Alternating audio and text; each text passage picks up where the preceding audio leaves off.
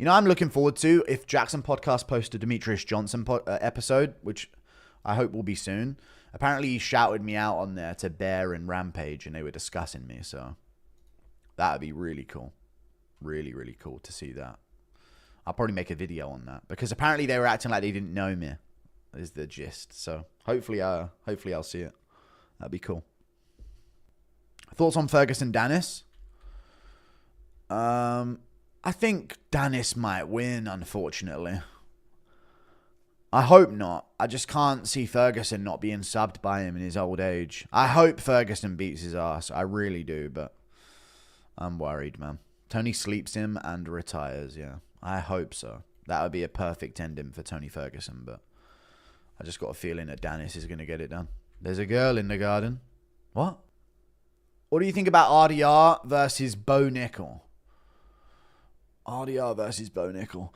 The RDR versus Bo Nickel fight's interesting me. Bo Nickel could win, because it's not like RDR is this dominant force that's such a problem for everyone. But chat, do you think Bo Nickel finishes Kevin Holland in the first round that easily?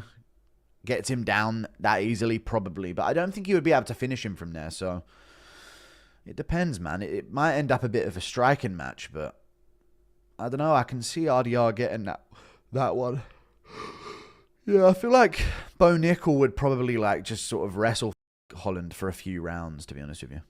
Maybe late in the fight you could get a finish eventually, but I don't even think he would finish him. Maybe not. The real DDP? No, it's not the real DDP. Now that Ilya's gone, do you see Arnold Allen becoming champ? I mean, it's more open for him. I just think there's dangerous matchups for Arnold below him in the rankings first, you know? Maybe if he was off the Evloev win now, I'd be like, dude, Arnold could be champ. Arnold could be champ at featherweight. But it's just, who's he going to get the rebound against? There's danger. There's danger in that division, you know? A lot of it. I wish he would have got the Yair Rodriguez fight instead of Pitbull, but he's injured again, Arnold Allen. And as much as I like Arnold Allen, he would be a guy to have as champion. As sad as that makes me to say it, he would be injured all the time, unfortunately. So maybe it's for the best that he's not champ, to be honest with you, because he would be injured a lot. And it would be cool to have him as champ, because you'd be like, yeah, Arnold did it, you know, our boy Arnold got it done. But it'd also be like, yeah, see you next year. You know what I mean? Arnold fought again. All right, we'll see you in a year, Arnold. Thank you for showing up again, mate. But the fights would be fun. Did you see Lopez leaving Volk out cold? I don't see him leaving him out cold, no, but I think he could beat him. He could TKO him. I'm worried for Volk, man. I'm very, very worried for Volk. I hope he wins. But I kind of hope Lopez. I don't mind. If Lopez finishes him, Lopez finishes him. What a crazy run that would be from Lopez, right, in such a short amount of time. Think about it like that. Let's go. Let me see Lopez's record real quick, because that would be a insane run that you would go on if he were to win that one. It's Rebellis time, by the way. Rebellis to Spain's about to fight. Ugly record. He has 6 losses coming into the UFC, with the other one over Evloev. So he beat Tucker. So since August of 2023, which is a year and a half ago, right? It's about a year and a half ago. So in about a year and 7 months, he will have beaten Gavin Tucker by finish, Pat Sabatini by finish, Sadiq Youssef by finish, Dan Ige, Brian Ortega, and now Volkanovski for the belt. That is an insane run. Absolutely insane run that you would have been on.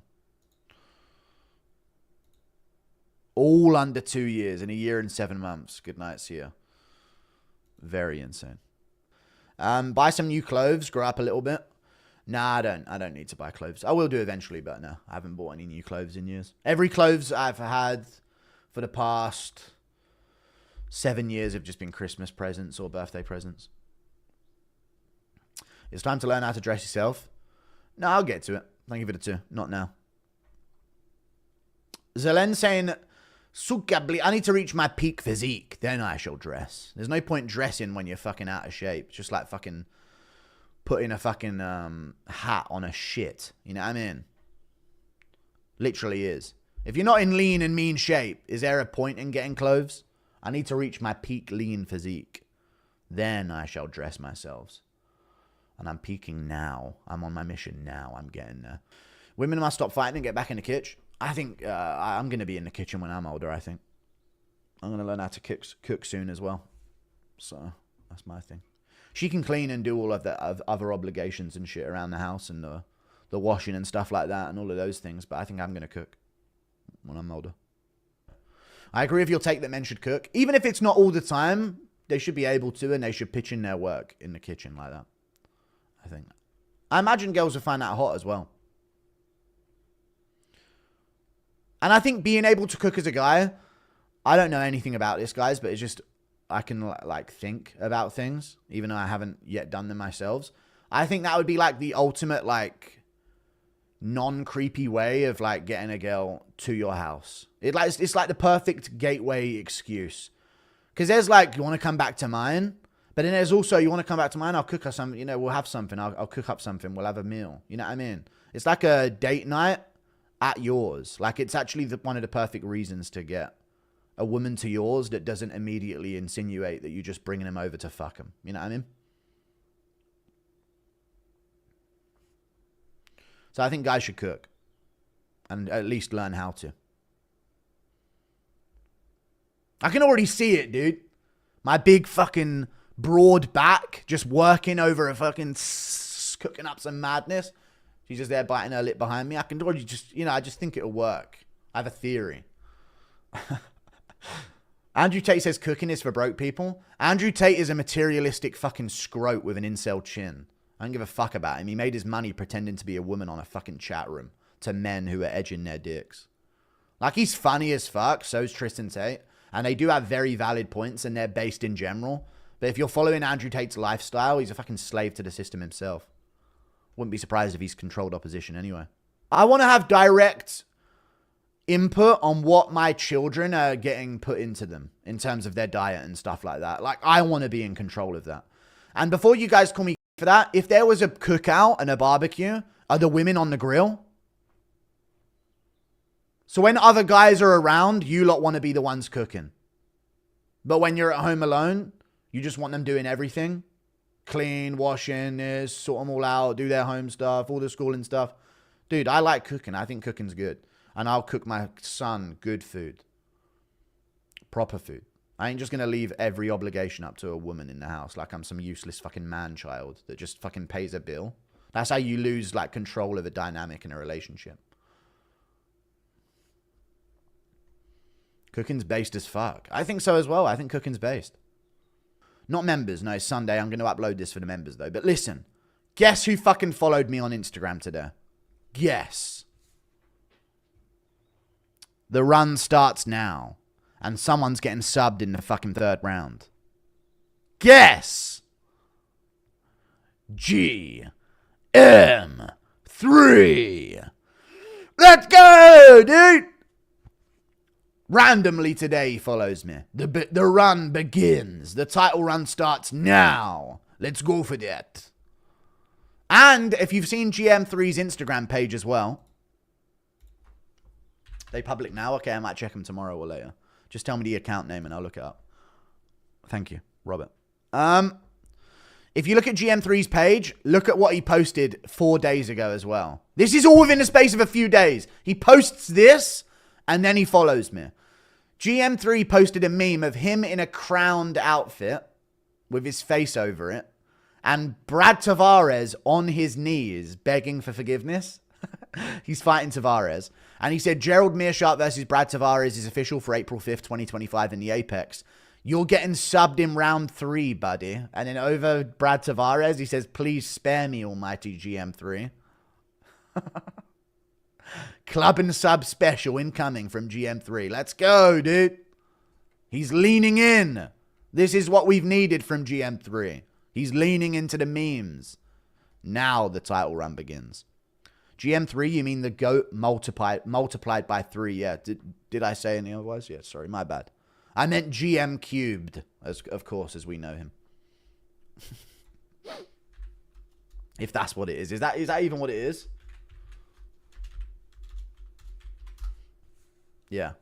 GM cubed. He's going for it, dude. Thank you for the 5. MMA Joey said Pereira only beats Izzy because of his size, and Izzy's way better than him. I disagree. And I think Izzy has like answers to beat him, but I think in terms of like how they would adjust to each individual striking style, I think that Pereira's better. But Adesanya's black, so MMA Joey's mindset is to worship him. He also said Magomed beats Pereira. I mean, this is his thing. He has to have the alternative take. But, you know, the take that Magomed beats Pereira is okay. But yeah, thank you for the 5. I can just tell every time what Joey's take is going to be. I know Izzy KO'd him. I know it happened, yeah. But you can't say that Pereira's worse than Adesanya at striking. I don't think that's true. Even in the first fight, chat, minus the moment at the very end of the first round, even with his weight cut down to middleweight, he did out-technically strike Adesanya in that fight. Round 2, he out-technically struck him. Round 3, early, he was out-striking him before the takedown. Round 4, he sort of had the round because of the whole grappling round before that. But round 5, he picked right back up and outstruck him all over again. Round 1, he out-technically struck him before that moment. So even in the second fight, he was just purely out-striking him. He's just a lot more dangerous in general, and he can adjust to different things. Adesanya needs his space, his distance, and if he doesn't have that, he struggles. Whereas Pereira, like, even if you don't give him space and distance, he's still incredibly dangerous. To watch back. How could anyone say Izzy is better? It's 3-1. I mean, there's moments where Izzy has looked better than him. Even in the second fight, he was doing good. And in the first fight, he arguably won. But they count cage control a lot in the kickboxing world. It's quite archaic in the way that they score it. But yeah. I just think Izzy might have the style to make it constantly a coin flip with Pereira. At 205, I think Pereira would absolutely fucking sodomize Adesanya and destroy him in a fight. Like, not even a question. Now that he's like planted and he has his power and shit a lot more consistently, I think at light heavyweight, he absolutely nukes him.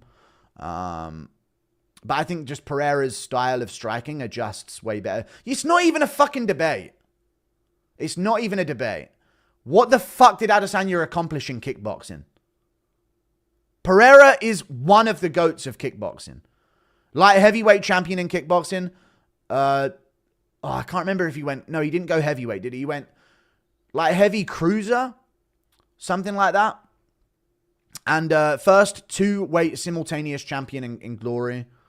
There's no fucking debate about it. There's no fucking debate about it whatsoever. And he was young in his career. I know, and he started way less, and he had way less experience than a lot of the guys as well. There's no doubt. There's no doubt. Pereira's the man. Even with Vatakov, you know, the first fight I thought he won. Or the second fight I thought he won. The first fight I thought he lost. But still. Not even a question. I'd actually argue Izzy is slightly, like, very slightly more skilled. Yeah, Alex is just bigger. He has more of, like, the organic, like, recipe to be a better striker. They're neck and neck, but I give Izzy a slight edge, pure skill. Like, pure technique, yeah. But Pereira is just more effective as a striker, 100%. Thank you for the 10. So I think he's a better striker. Like, if you put average UFC fighter in a striking match with Adesanya or Pereira, they are choosing to go up against Adesanya 100 out of 100 times. I really think. And insult MMA Central to bring back the intro, please. You want me to fucking terminate your channel, do you?